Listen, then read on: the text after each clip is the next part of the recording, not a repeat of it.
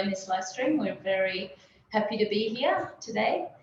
As Linda said, my name is Caitlin. I'm from Australia originally, but I've been in Vietnam for almost 20 years now, and involved with Blue Dragon since it was a tiny little organisation with 2 volunteers and about 10 kids.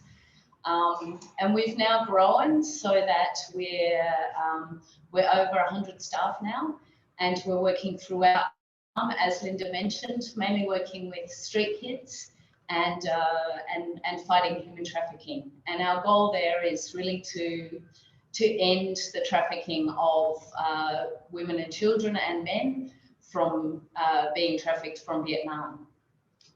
So today we thought we'd focus on our trafficking work.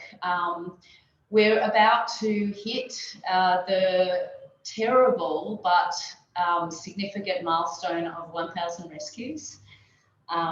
That's since 2005. So you can see that this human trafficking is a huge problem for Vietnam. That's just our rescues. You know, obviously it's a lot more than that. Blue Dragon, we provide a fairly comprehensive approach to anti-trafficking with everything from prevention through rescue and helping the survivors reintegrate back into their communities, as well as prosecution services. So we have lawyers on staff who can help represent the victims in court. And formally, in 2005, when we started, most of the trafficking work was around child labour inside Vietnam. So children being trafficked domestically into mostly garment sweatshops. But that's now changed. And now, thankfully, child labour is less of an issue for us. But unfortunately, it's been replaced by a huge increase in the trafficking of women and girls to China, largely into forced marriages or for sex work. So my colleagues here with me, I'll let them introduce themselves, and we're going to have a bit of a conversation just to help you learn a little bit more about trafficking in Vietnam and specifically how COVID has affected that. So good evening, my name is Luong. I'm the anti-trafficking coordinator at Blue Dragon Children's Foundation for nearly 8 years. So I joined a rescue team to receive support rescue and secure the freedoms for victims of trafficking. I have to ensure that local officers and people in the community have the most correct and updated knowledge about human trafficking, and also coordinate projects on building capacity for police and project guards who are the first responders to combat human trafficking in Vietnam. Good morning. Sorry, in Vietnam we have morning, but your time is the evening. My name is Châu.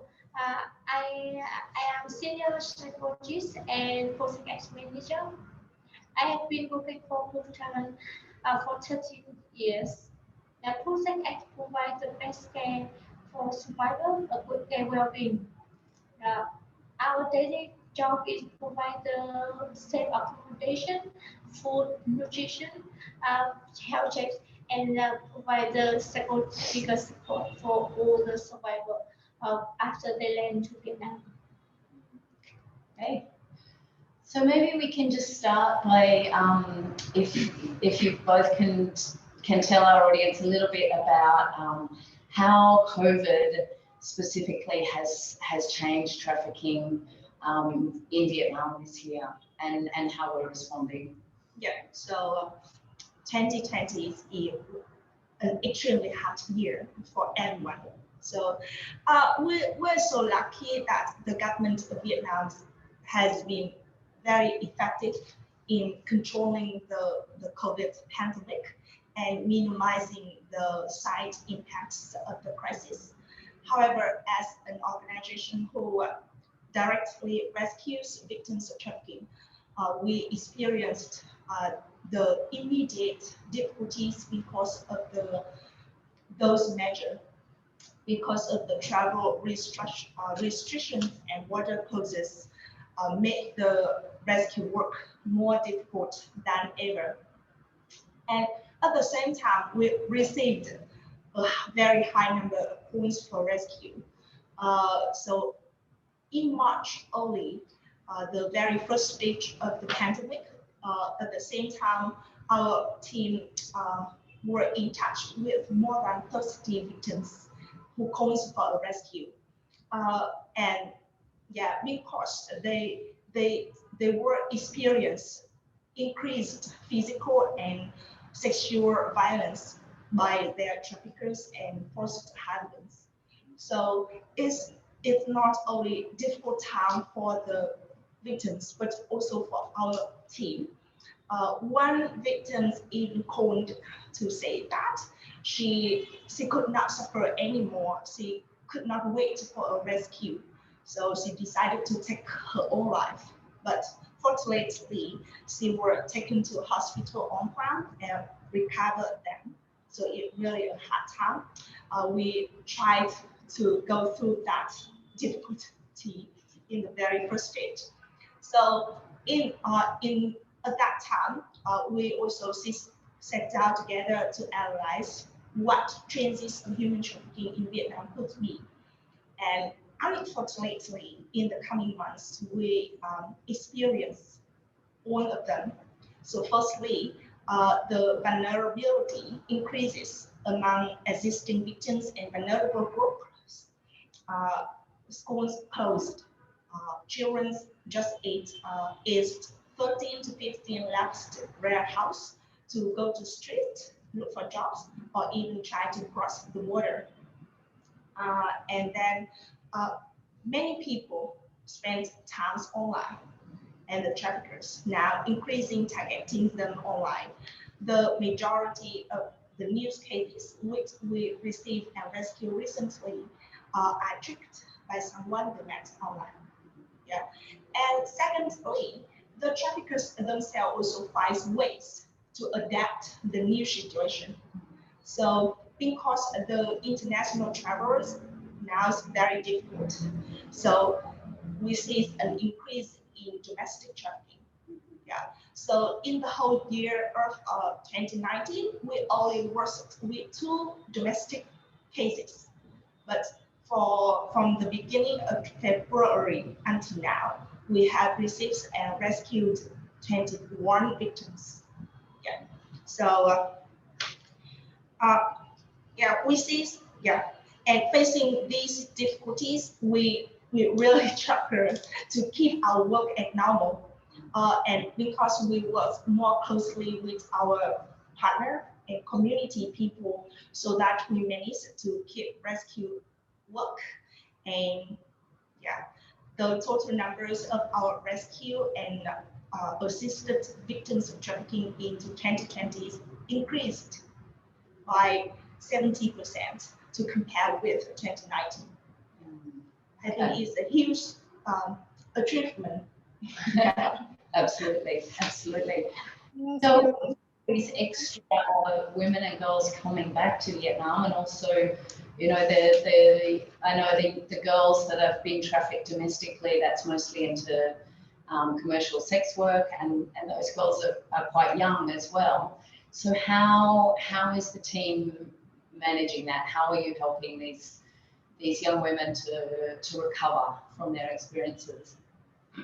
Yes, you know, because the COVID-19 provide for who travel, COVID-19 have a lot of challenge, but for survivor, it brings to them a lot of opportunity to rescue, to escape or to run away. You know, it makes me remember one case. She was kidnapped when she was 12, nearby her house, and after 7, nearly 8 years being in the house, locked in the house, after a long time, she had opportunity to escape because of COVID, because the family can worry, her family, her husband family in China worry a lot about the COVID, so they keep an eyes on her. So it means she have an opportunity to escape or to go ahead. After two times, she run away but not unsuccessful. So COVID-19 bring the survivor more opportunity to run away or escape. So it means Bhutan have more work to do. Normally, for 4 months later, normally in each month we have about it's about 20 new survivor per month. So it's a lot of workload for Project X. So for us, when we work with the new survivor during the COVID time, we face with a lot of challenges, especially for the mixing feelings of themselves. Not because I talked before, they have more opportunity to run away, but it creates to but it makes them have feeling like can I go home and let my children in China? And it's very painful feeling because they after a long time they they find the way to run away, but they in their mind they have to think about their children because they have to live in China for years, and normally they have one or two or three children, and when we rescue them or when they pass away, it's really difficult for them to bring their child to go with them. The Chinese family always look for their children, like always keep their children like the thing to keep them stay in China. So when they decide to come back to Vietnam, to come back to their home, they need to decide they have to their children here in China. They have the hope, but they think, uh, but they decide they will put themselves first because they hope when they can freedom, they can go home, they can find more help, and or they really hope they can come back to China to take their children, go with them later. Yeah. So dealing with this emotion is very difficult. It's very painful. So psychological support is really important all that time, and we try to reduce their their painful, and yes, luckily because they feel very excited to be home after a long time, and they have received support from the society and from the family. Even though the COVID, in Vietnam we can manage well in COVID, but we still face with some challenging like financial or job, yeah, or and limited the resources like before. Mm. Okay.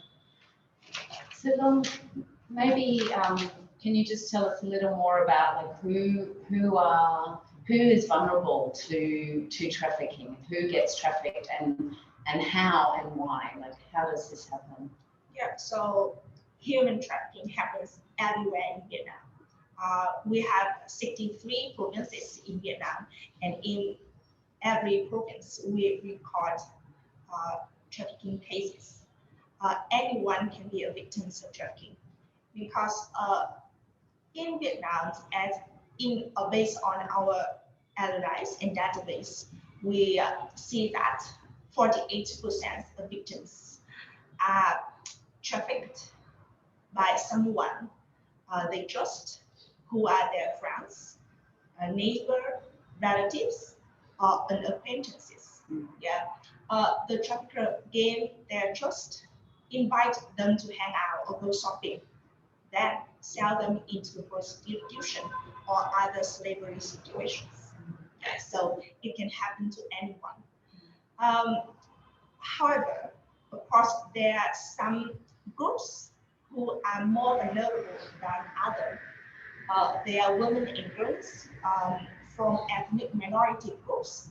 Yeah. So because of poverty, because of unemployment and low level of education, they are easily fallen in the trap of the trafficker who promised or offer them with jobs opportunities. Yes, and so because of COVID-19, we see that the vulnerability also increased among the people who were previously less vulnerable to human trafficking, because the most affected people in this medical crisis are people working in the sectors of hospitality, services, construction, and agriculture, who are low-skilled workers and women. So yeah, now more people are forced to look for jobs, or to boost in irregular migration. So for example, in October, we cooperated with Vietnamese broadcast to rescue five victims who are on the way being trafficked to China, when they receive the promise from traffickers who promise to offer them a job in Korea. Yeah, so I know, you know, that as you said, the economic vulnerability, you know, loss of jobs. You know, this is a common story around the world in 2020. Lots of people are much more economically vulnerable now, and they have to take jobs. I know, you know, wherever they can find them.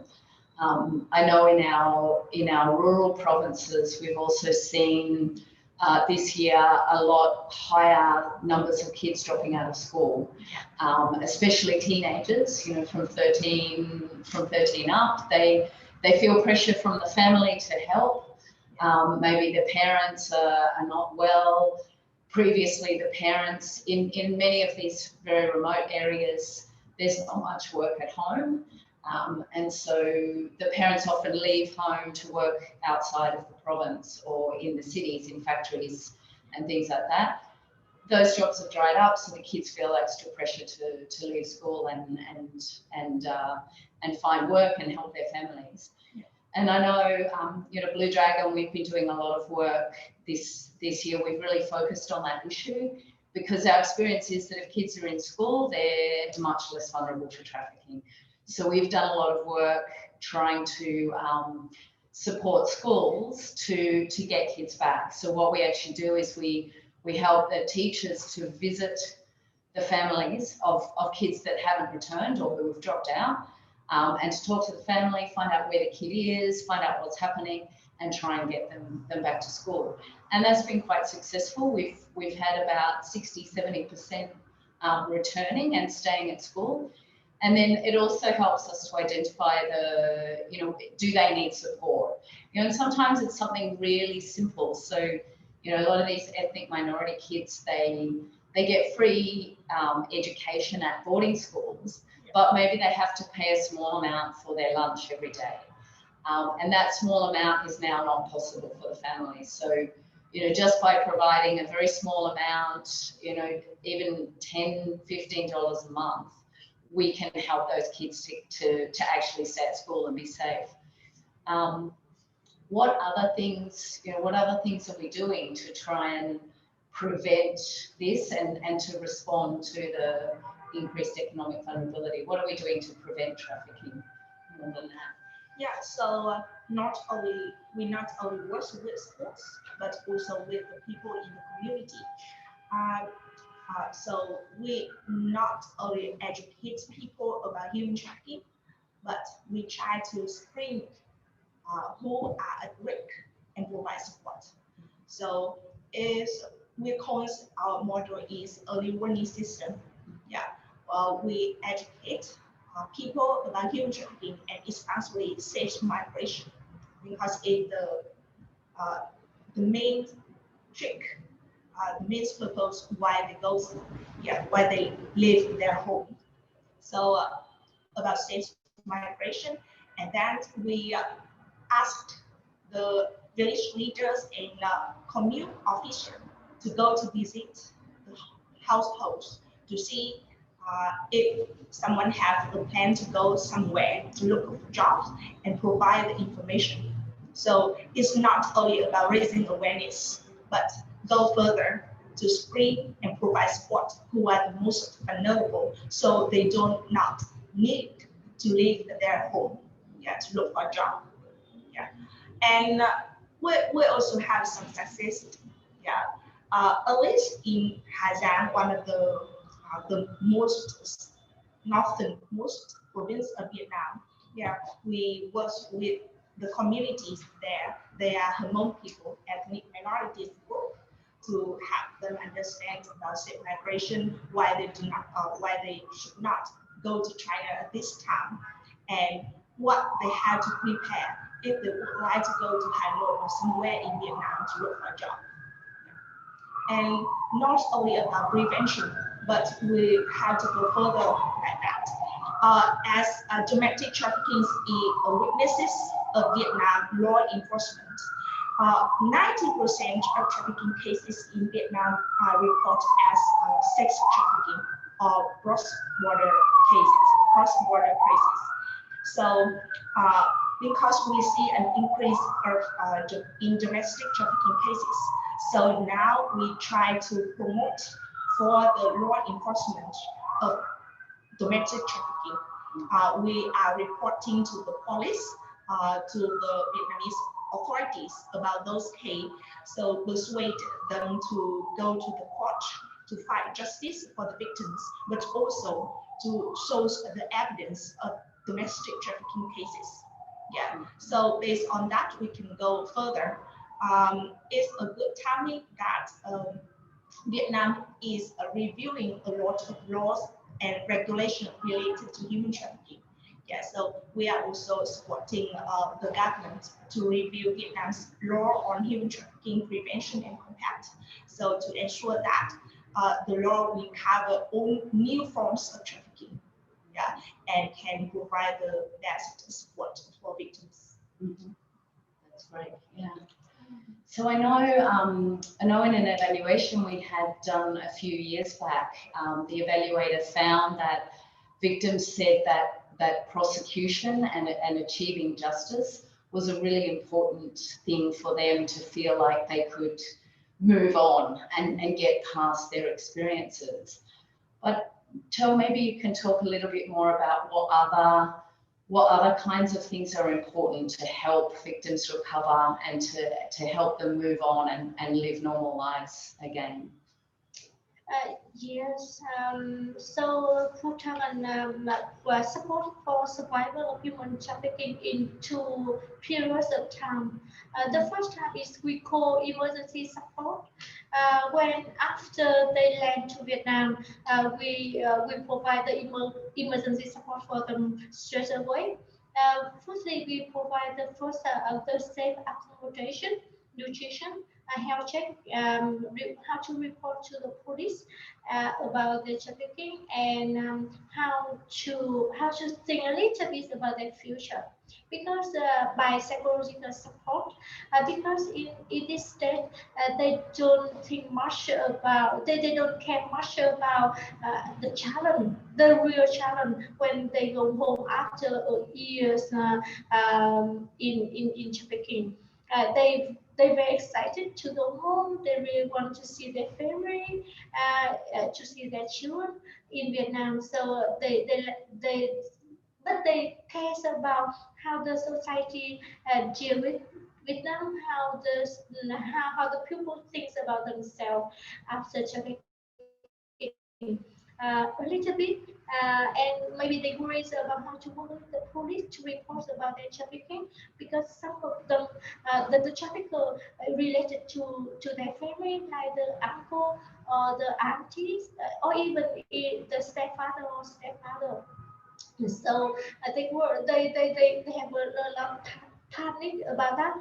So put a support about a good nutrition, a safety accommodation, and a lot of talk to them by like psychological support, by talking or doing some counseling to them to help them to reduce their feeling, the missing feeling, and calm and safe and peaceful to think about the future. And when they live at our safety accommodation for at least 1 week or 1 month, and then they go home.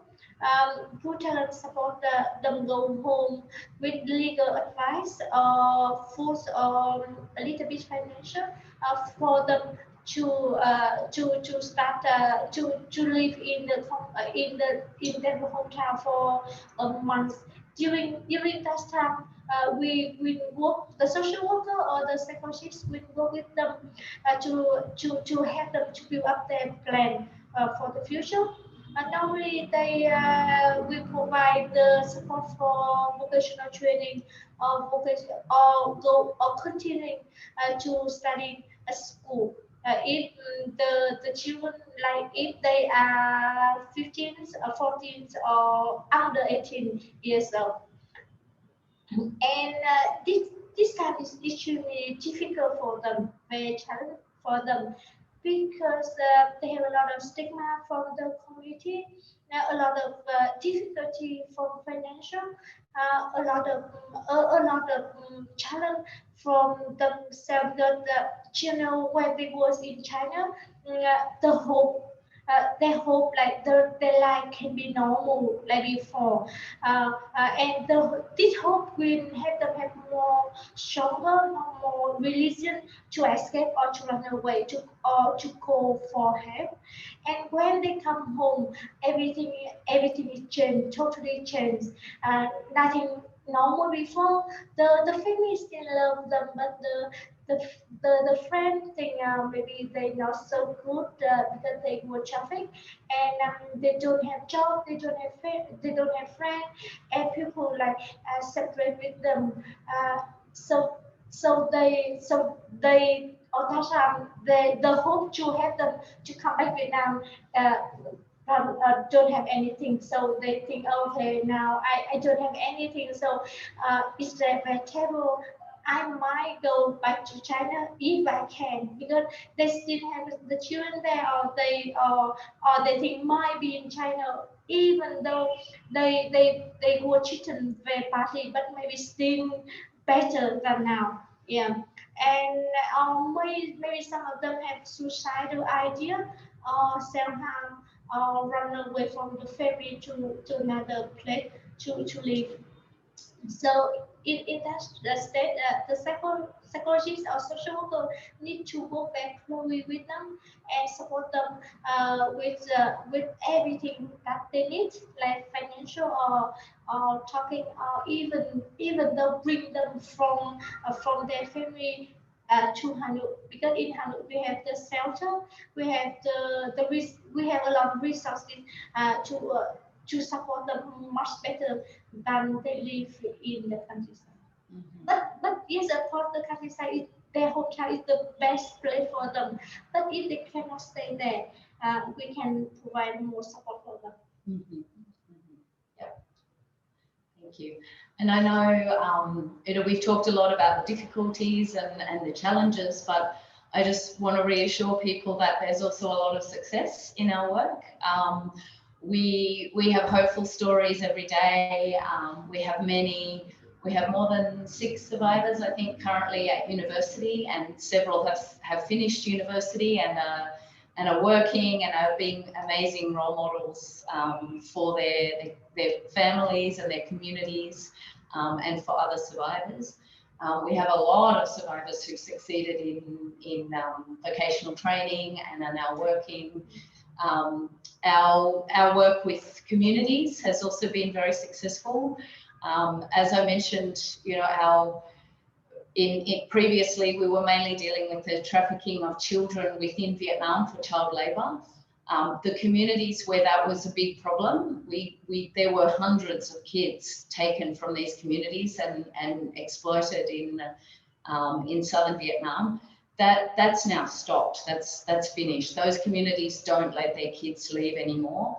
And for the last 2 years, we haven't rescued any children from trafficking from those communities. So So there is a lot of hope, and it can work. Even though the problem seems enormous and seems like it's too big to challenge.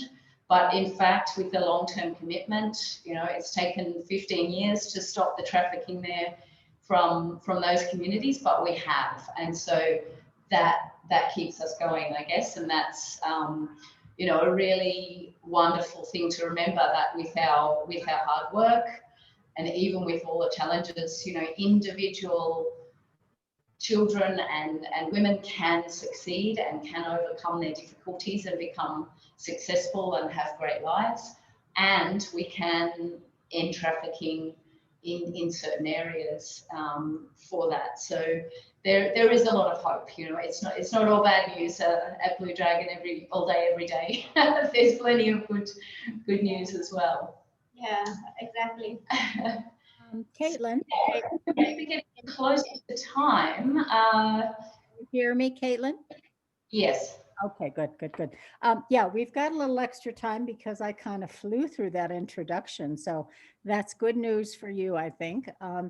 So this is, these are devastating stories, and yet you give us a sense of hope in what can happen through some transitioning and the support that you provide. We have time for a question or two, or you could jump in with something else. But one thing I wanted to ask you about was, you mentioned Vietnam is reviewing some of their laws related to trafficking, and I wonder if you might speak. I don't think you gave too much detail there. I wonder if you might speak about that a little more, because I think that's another story of hope, I would imagine. Yep. Do you want to take that one? A little bit about more the laws that we've worked with the government on, and what's upcoming. What kinds of changes do we think we'll see with those law changes? Yeah, so thank you for the questions. It's a huge job. So from our beginning, we work directly with victims, and we don't think that law reforms or law reform projects is something we would take. However, because we work on the ground directly with victims, with the authorities, we find out the difficulties for the officials that really want to combat human trafficking. They really want to support the victim. However, because of the weaknesses of the law, they can't do it. And even the victims, it's very difficult for them to receive the government's support because of the very administrative procedures, a lot of paperwork to prove that they're victims of trafficking. So we try to deal with one at a time. So because we have lawyers in the team who provide direct support and legal representations for victims, we see first the difficulties for a lawyer to protect the rights of the victim. We cannot jump in a case from the beginning. It very the victims really need the legal support from the very first stage of the investigation process.